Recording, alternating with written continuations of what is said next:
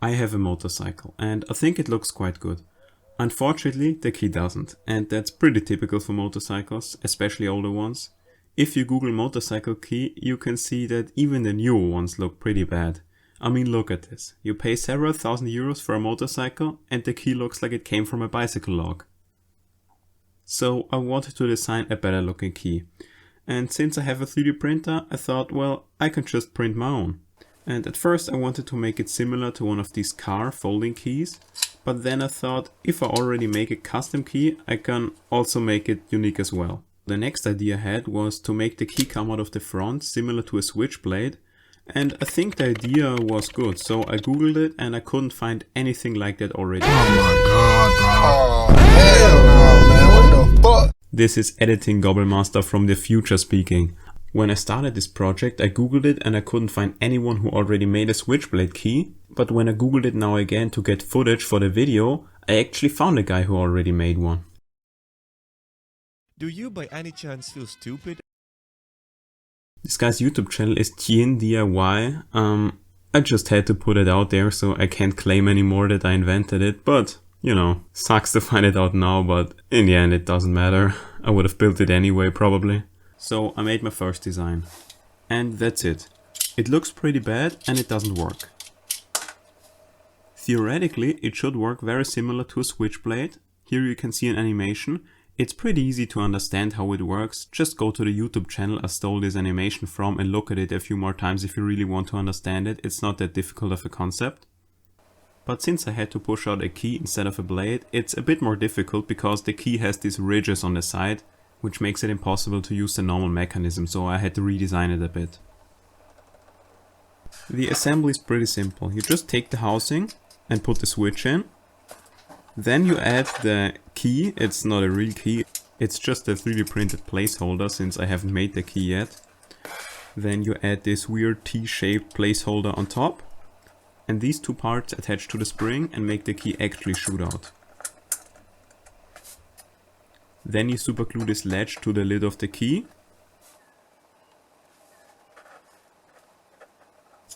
And then you can just put it all together.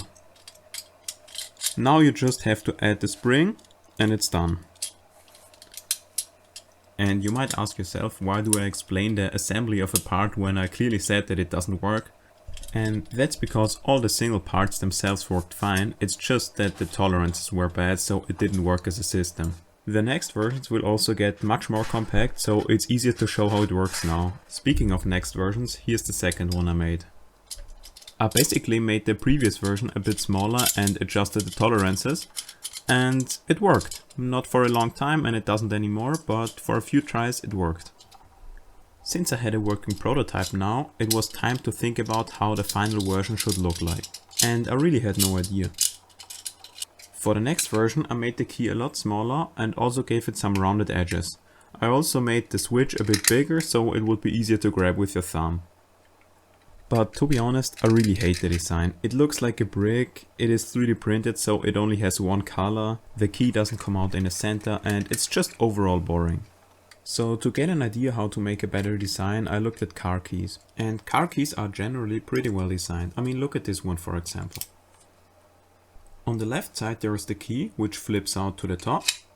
But if it is retracted, you can see that the silver of the key gets continued by this piece of metal all the way to the other side.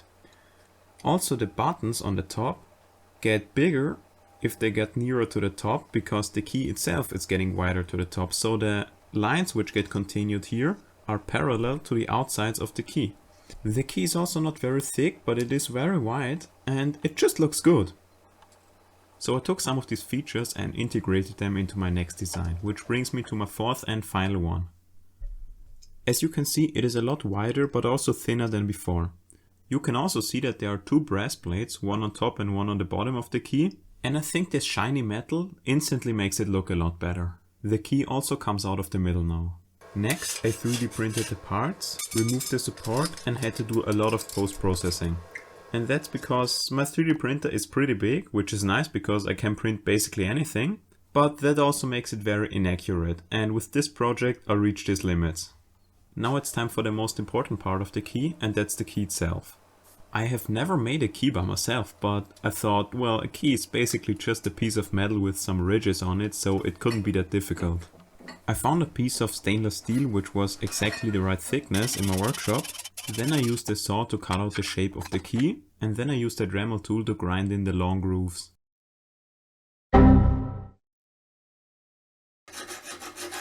When the rough shape of the key was done, I had to of course test if it even fits in the lock.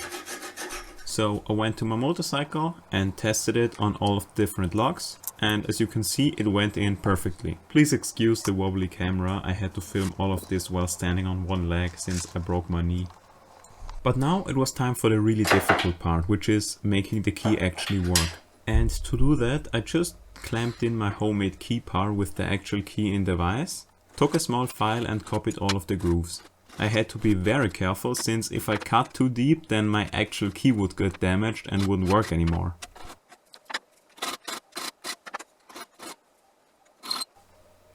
It all worked out fine though, and here you can see me testing the key and every lock opened easily. The key doesn't go in and out as smooth as the original does, but I mean, what can you expect?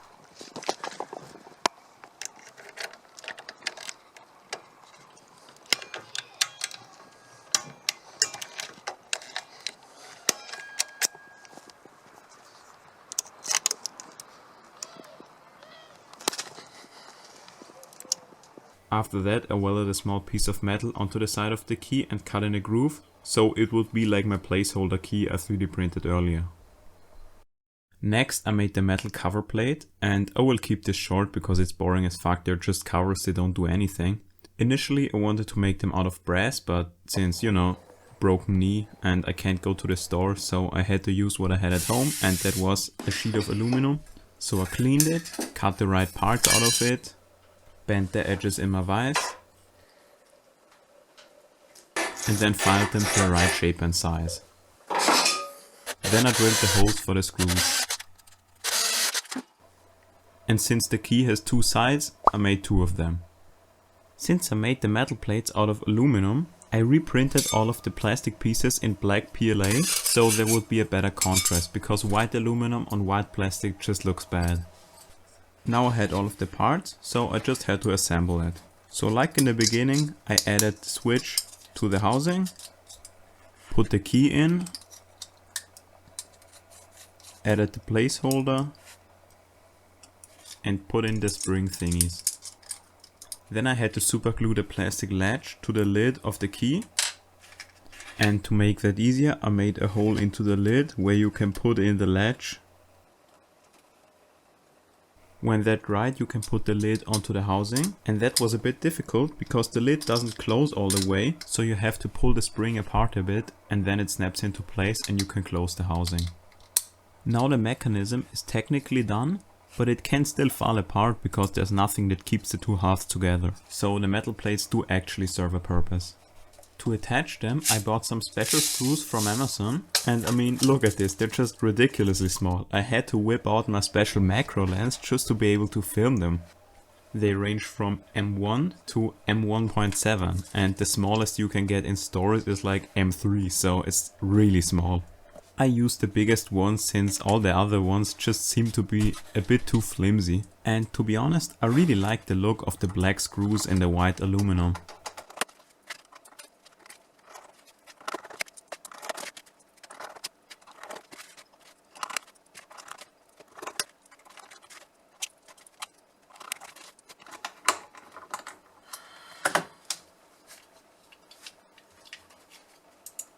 Then I took a file and I filed down all the edges of the plastic so they would be flush with the aluminum plates. And then it was done. So, does it work? I think there's only one way to find out. Sure looks like it. Straight up, works. Down, works. Yeah, I mean, what can I say? It works. So, the final test, does it work? I really don't want to test it, to be honest, because if it fails, all that work is for nothing. If I destroy it now, or if the key is wrong or something, I don't know. Really nervous. So let's see.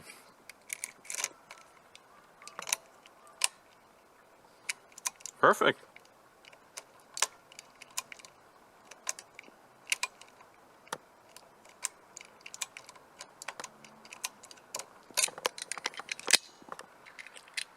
Next one.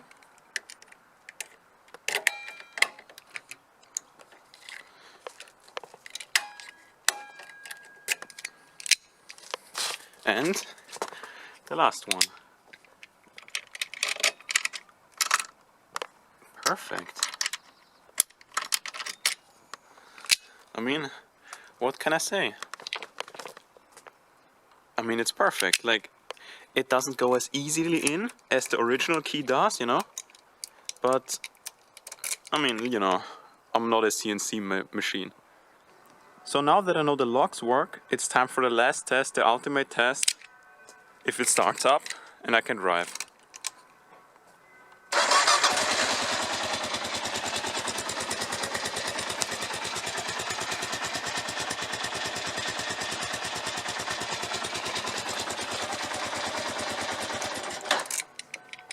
Well, it certainly starts up. Driving is another story.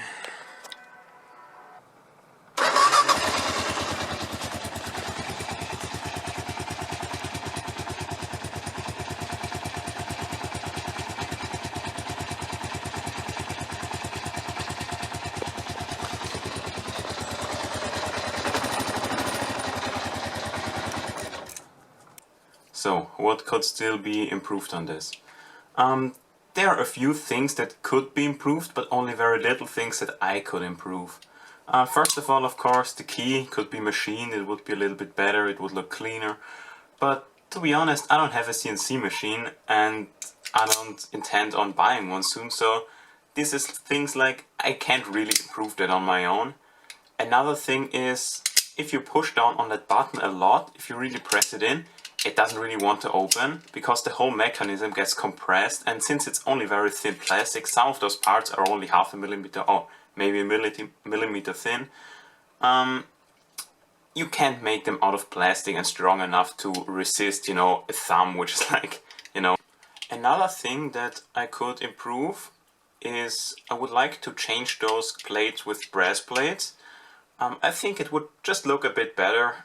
I think the black and white, it looks good too, but I think the brass with a bit of color, I think it would just give it a little bit extra, you know.